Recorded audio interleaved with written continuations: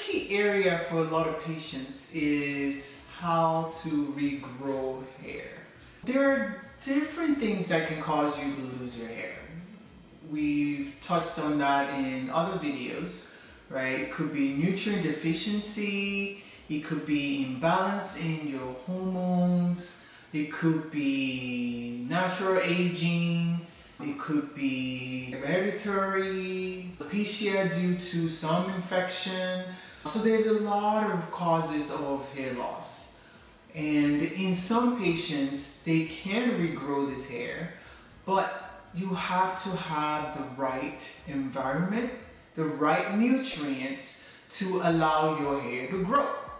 So today's topic is going to be what can you do to help you regrow hair if you are in that bucket of patients that we can actually regrow it.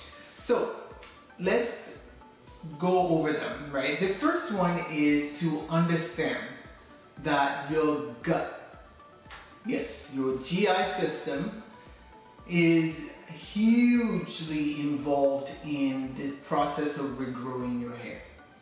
So don't waste your money on all these products that say put this on, put that on, put that on, shampoo this, do this 10 times, okay? Because a lot of them are going to be wasted money if your gut is not healthy. Why is that? Well, hair grows in a 3-month cycle, typically, okay? So think about it that your hair grows in the phase of, there's a phase where it's growing, there's a phase where it's stable, and then there's a phase where it's gonna shed.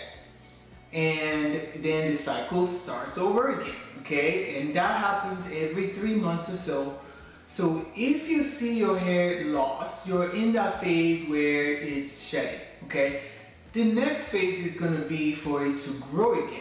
And that phase is very, very crucial that you have the right nutrients absorbed through your gut into your body, into your bloodstream, to then be delivered to your skin cells that can then grow the hair, okay? So let me repeat that. Your gut needs to receive the right nutrients for it to be absorbed, for it to get into your bloodstream and then get to the skin cell that then grows the hair, okay? So applying stuff topically can help, but if internally that cell does not get the nutrient it needs, the hair is not going to grow. So one of the very important things that we know you need to be ingesting is amino acids from protein, right?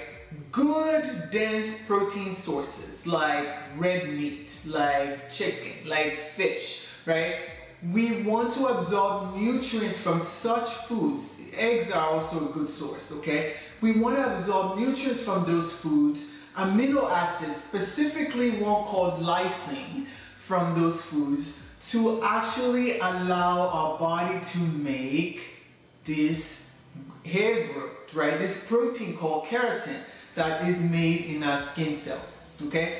Without lysine, which is an amino acid that you absorb from these foods, you cannot grow your hair back. Well, if your gut is inflamed, meaning you've taken too much antibiotics, it's damaged the lining of your gut, or there's been exposure to heavy metals, damaged the gut, there's chronic inflammation from stress, damaging your gut, well, even though you're putting in this protein, this source of protein, it might not be getting absorbed correctly. Not having the right amount of hydrochloric acid in your stomach to digest your meat and your fish and your chicken, right?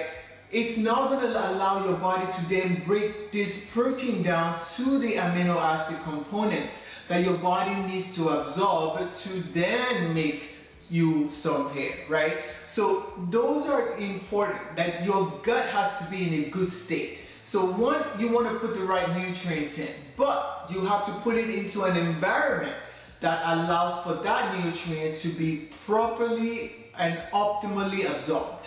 And then when it's absorbed is when it can now go in, be transported to where it needs to go and help you grow your hair. So what are some of the things that you can do to your GI system or your gut to allow you to absorb these nutrients better?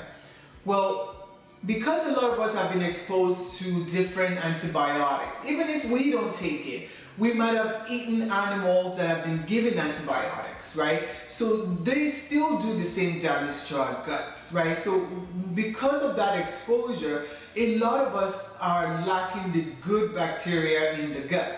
So one of the things you can do is make sure you're taking good probiotics, right? A diverse or a probiotic that has multiple billions of colonies of different types of good bacteria that then repopulates your gut, helps you in food digestion, helps you in absorption, helps you in rebalancing the good and the bad and the candida and things that might be in the gut that's preventing you from absorbing nutrients, okay? So very important that you do this, right? You heal your gut by, of course, not taking unnecessary antibiotics, but also making sure you're putting back the good bacteria, because a lot of us have been depleted of them from antibiotic exposure.